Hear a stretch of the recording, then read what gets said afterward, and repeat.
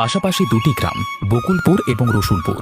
দুই গ্রামের মাঝখান দিয়ে বয়ে চলেছে একটা বিশাল নদী, নাম তার ভাগীরথী। নদীটা বড়ই আজব। কখনো নদীর এক পাশে বৃষ্টি হয়, একই সাথে অন্য পাশে প্রচণ্ড খরা। এই আজব ঘটনার রহস্যটা সবার অজানা। এই নিয়ে লোকজন বেশ অতিষ্ঠ। বউ কোথায় গো বউ? সকাল থেকে নাকি খিচুড়ি আর গরুর মাংস রান্না করেছো, এই নিয়ে এসো দেখি, চারটে খেয়ে মাঠে যাই। এই যা, গুড়ি গুড়ি বৃষ্টি পড়ছে, আকাশে মেঘ হয়েছে দেখে খিচুড়ি রান্না করলাম, আর আজ এমন খরা শুরু হয়ে গেল। হয়ে গেছে, আমার খাওয়া হয়ে গেছে। আমার মনে হয় আর খাওয়া দাওয়া হবে না, যা গরম পড়েছে। এর মধ্যে খিচুড়ি খেলে একেবারে মরে যাব, মাঠে কাজ করতে পারবো না। যাবো, তুই খাবার নিয়ে ঘরে রেখে দে, আমি পরে খাবো। বলো তো, আবহাওয়ার এমন আমূল পরিবর্তন হলে কি করে চলবে? কখনো রোদ, কখনো বৃষ্টি, কখনো গরম, কখনো শীত, কোনো কিছুরই কোনো ঠিক নেই। কি আর করবো, সবই আমাদের পোড়া কপাল। তুমি থাকো গিন্নি, আমি মাঠ থেকে ঘুরে আসি।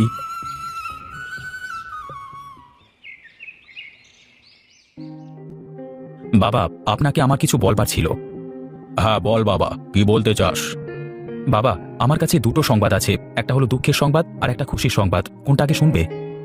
সকালবেলা করে তুই খুশির সংবাদটা আগে বল, তারপর দুঃখের সংবাদ বলিস, কেমন? বাবা, প্রাইমারি স্কুলে চাকরির জন্য যে পরীক্ষাটা দিয়েছিলাম, সেই চাকরিটা আমার হয়ে গেছে।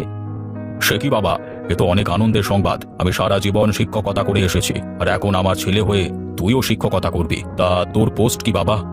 বাবা, আমি হেডমাস্টারের পোস্টে চাকরিটা পেয়েছি।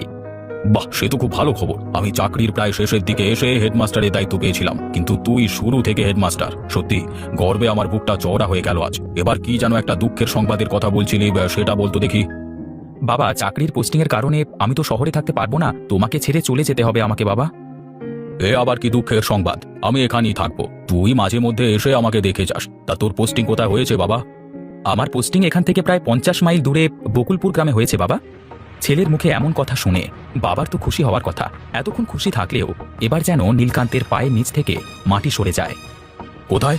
বকুলপুর? মানে এখান থেকে 50 কিলোমিটার দূরে যে গ্রামটা রয়েছে, সেই বকুলপুর সরকারি প্রাথমিক বিদ্যালয়ে তোর কি পোস্টিং হয়েছে? হ্যাঁ বাবা, আমার পোস্টিংটা ওখানেই হয়েছে। বাবা, তুই ওপর মহলে কথা বল। ওই গ্রামটা ভালো না, তোকে ওখানে যেতে হবে না। আমি দেখছি যদি টাকা পয়সা লাগে তারপরেও আমি তোর পোস্টিং অন্য কোথাও করিয়ে দিচ্ছি। কি বাবা, তুমি ঘুষের কথা বলছো? আমার বিশ্বাস হচ্ছে না। আমি তোমাকে কিছুতেই ঘুষের সাথে জড়িত হতে দেব না। কাল সকালে আমার জয়েনিং। আমি গেলাম, ঘরে গিয়ে আমাকে ব্যাগ গোছাতে হবে। না বাবা, ওখানে যাস না, ওখানে গেলে তোর ক্ষতি হতে পারে। কেন বাবা, তুমি আমাকে অর্ধেক কথা কেন বলছো? কি হয়েছে সবকিছু আমাকে খুলে বলো। বেশ, বস এখানে, বলছি। আমি এতদিন ধরে তোকে যে ব্যাপারটা লুকিয়ে রেখেছিলাম, আমি সেই ভয়ানক অতীত আজ তোকে বলছি। আজ থেকে অনেক বছর আগের ঘটনা। তখন আমি বকুলপুর গ্রামের শিক্ষক হিসেবে নিযুক্ত হই। আমি ছিলাম ইংরেজি শিক্ষক। কিছুদিন যেতে না যেতেই আমার ইংরেজি পড়ানোর নাম ডাক সারা গ্রামে ছড়িয়ে পড়ে। তখন বকুলপুর গ্রামের জমিদার ছিলেন নগেন্দ্র নারায়ণ রায়। তার বোনের নাম ছিল মিতালি। ভাইয়া, তোমার সাথে আমার কিছু কথা ছিল। হ্যাঁ, কি বলবি বল। বলবো, কিন্তু তুমি কথা দাও, আমাকে বকবে না। আমি কি এর আগে কখনো বলেছি তোকে? বল, কি বলবি, তাড়াতাড়ি বলে ফেল। ভাইয়া, আমি না এবারও ইংরেজিতে ফেল করেছি। তোকে নিয়ে যে আমি কি করি, এলাকার লোকজন যদি জানতে পারে এই গ্রামের জমিদার হয়ে তুই ইংরেজিতে ফেল করিস, তাহলে তো মান সম্মান সব ধুলোয় মিশে যাবে রে বোন। আমি কি করব? বাঙালি হয়ে জন্মে যদি ইংরেজি পড়া লাগে, তাহলে ফেল তো করবই। এদিকে আয়, কানটা একটু মলে দিয়ে আয় না।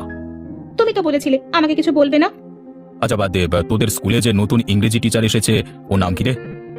কোন স্যার? ওই নতুন হ্যান্ডসাম আর কিউট দেখতে নীলকান্ত স্যারের কথা বলছো ভাইয়া?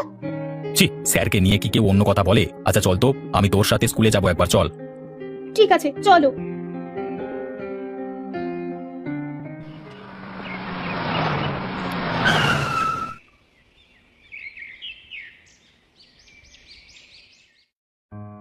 আসতে পারি স্যার? হ্যাঁ হ্যাঁ, আসুন আসুন। আপনাকে তো ঠিক চিনতে পারলাম না। আমি এই এলাকার জমিদার নগেন্দ্র নারায়ণ রায়। সবাই আমাকে রায় বাবু নামেই জানে। ওহো, হোয়াট এ প্লেজেন্ট সারপ্রাইজ। অনেক শুনেছি আপনার কথা। একবার আপনার সাথে দেখা করে আসবো বলে মনে মনে স্থির করেছিলাম, কিন্তু আজ যাবো কাল যাবো বলে আর ঠিক যাওয়া হয়ে ওঠেনি। তা কি খাবেন, ঠান্ডা না গরম বলুন? না, আমি এখন কিছু খাবো না। আমি আসলে আপনার সাথে একটা গুরুত্বপূর্ণ কথা বলতে এসেছি। জি বলুন, কি বলবেন? আপনি আমার বোনকে তো চেনেন, ওর নাম মিতালি। জি, আমি নতুন এসেছি তো স্কুলে, যে কারণে আসলে সবাইকে খুব একটা ভালোভাবে চিনি না। তবে ধীরে ধীরে সবাইকে চিনে যাব। আচ্ছা বাদ দিন, তারপরে বলুন। আরে স্যার, আপনি এটা কি বললেন? পুরো পরীক্ষার 3 ঘন্টা ধরে তো শুধু আপনাকে দেখেছি, তাই তো ফেল করেছি। আর আপনি কিনা বলছেন আমাকে চেনেন না? চিনবেন চিনবেন, এবার আমাকে খুব ভালোভাবে চিনবেন। আসলে আমার বোন ইংরেজিতে খুব কাঁচা, আপনি যদি ওকে একটু ইংরেজি পড়াতেন তাহলে খুবই উপকার হতো। দেখুন, ক্লাসে তো আরো অনেক দুর্বল ছাত্রী আছে, এখন আমি যদি সবাইকে পড়াতে যাই তাহলে তো বিপদে পড়ে যাব। কেউ কিচ্ছু বলবে না, তাতে শুধু আমার বোনটাকে পড়াবেন আপনি।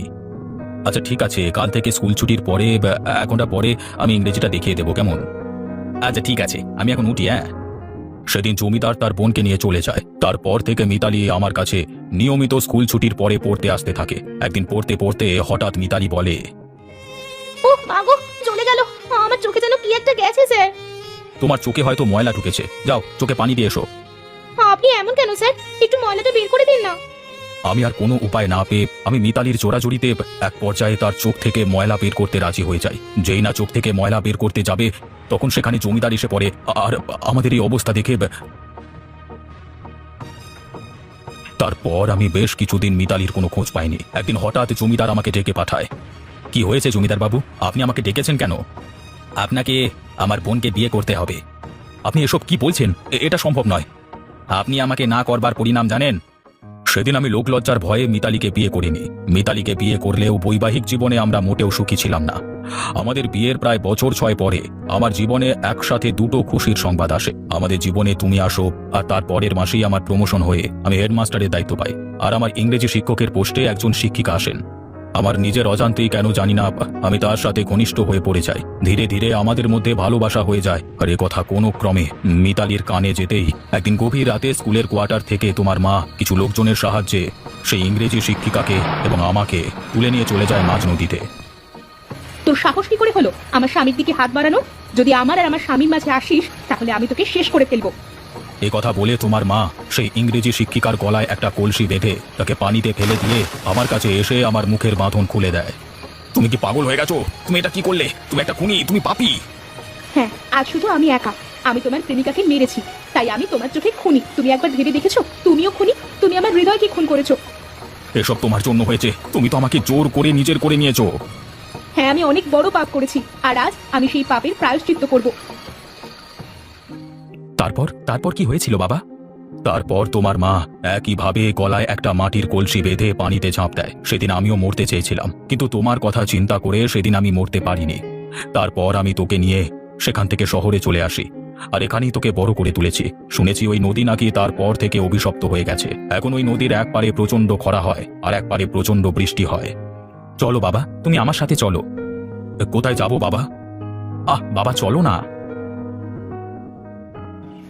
এরপর প্রীতম তার বাবাকে নিয়ে নদীর সেই স্থানে চলে যায়। তারপর পানিতে নেমে তার মায়ের আর ইংরেজি শিক্ষিকার কঙ্কাল দুটো সৎকারের ব্যবস্থা করে। আমি জানি না আপনারা আমার কথা শুনেছেন কিনা, আমি আজ অব্দি এসবের কিছুই জানতাম না।